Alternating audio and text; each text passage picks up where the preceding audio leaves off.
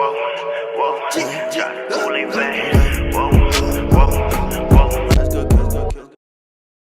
know, dude. Like, one of the coolest moments. Oh, I just got chills thinking of it. I haven't thought of this in a minute. So we did the UFC takeover like 2 years ago, I think, at this point, in our New York City store. It was a lot of fun. Like, Dana White's been shopping in our store for a while now.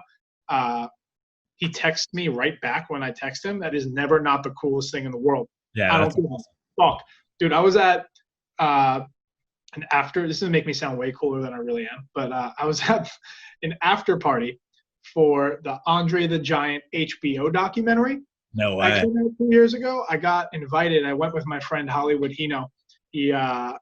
invited me, so I went, and he's like, yo, champ, you gonna go to the after party? And I was like, no, dude, like, I don't know. It's in a club. I'm not really a club guy. Like, I don't really know what to do. And he's like, that's bullshit. It's like, you're gonna come. So good thing I went. So I went, and I passed by Dana White, who got stopped by TMZ. And like, I'm new to LA. We just opened in LA. So like, I am like seeing him getting interviewed by TMZ, and I'm like, oh, this is like such a LA thing. I've never seen this before. Like, this doesn't really happen in New York. So I go to I'm walking into the club. There's a bunch of people, and then all of a sudden I feel a hand on my shoulder, and I turn around. It's Dana White, right? And now everybody was trying to get his attention, but he kept like just ignoring everyone. But he put his hand on my fucking shoulder. I turned around. I was like, oh. I'm like, what's up, man? He's like, Dylan. He's like, how's the LA store doing? And I was like, Dana, you have no idea how fucking cool I think that is.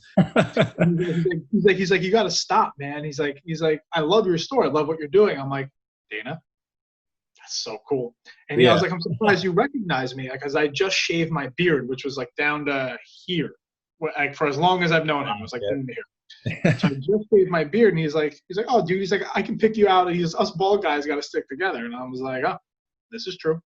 So then he gave me his phone number, because he goes, they film Looking for a Fight in our New York City store. A lot of people don't know this because we got edited out. It was the episode with him, John Volante, and Matt, but like John Volante was on it. And it was a lot of fun. It was like, John's been shopping in our Long Island store for fucking ever. I love that man. He is my spirit animal. Same thing with Nat. Nat's been sending us business forever, man. And Weidman too, I'd imagine, right? Oh yeah, dude. Weidman was our first customer. If I remember this correctly from Zach, Weidman walked in before we were even open. That's awesome. He's known my brother forever, and he's been Raging Al, another Long Island guy. I fucking love that man. I met him once, but he knows my brother really well. Like, he's a good dude. And like Aljamain Sterling, all those guys come into the Long Island store are used to a lot more. Like, now as their careers have progressed, and like Reebok sponsorships are a thing, but they definitely come by, and they have a good relationship with my brother, which is really cool. Like, it goes to show you how strong this community is. But like, Dana, when I told him he got edited out, he was like, what? And he's like, the whole point of that episode was to go to your store. And I was like, oh man, maybe we're too ugly. I don't know. So then he gave me his phone number and told me he owes me a favor, and to text him, and not to be a pussy, and to text him every Monday and remind him, which is something I did for, at this point, 2 years. No shit. But he gets right back to, dude, he fucking responds this to me. And I'm like, that's so fucking cool. God.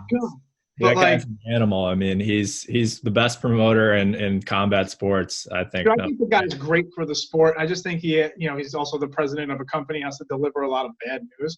Anybody with that much money, man, is going to have a lot of haters, man. But he's been nothing but a sweetheart to me, and I have nothing but respect for the guy.